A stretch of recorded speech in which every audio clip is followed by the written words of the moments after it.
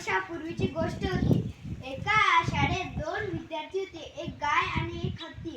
गाय खूप कष्टाळू आणि मेहनती होती, पण हत्ती खूप आळशी होता. तो काहीच अभ्यास करत नव्हता आणि तो नुसता खेळतच होता.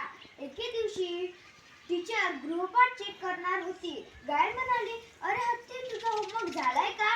तो म्हणाला, "हा नाही, माझा होमवर्क तर झालाच नाही, मला वेळच भेटला नाही, मी नुसता खेळतच होतो. तुझं झालाय का?" तू म्हणाली, "हा, माझं झालाय. आज टीचर गृहपाठ चेक करणार आहे, तू आता करून घे." तू म्हणाला, "नाही, मला आळस येत आहे, मी करणार नाही." तेवढ्या टीचर होमवर्क चेक करायला आली.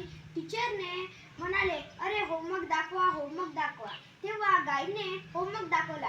टीचरने होमवर्क चेक केला आणि गायीला शाबासकी दिली.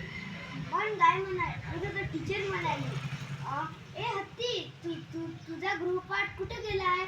तो म्हणाला, "टीचर, मी होमवर्क केलाय नाही, प्लीज मला शिक्षा देऊ नका."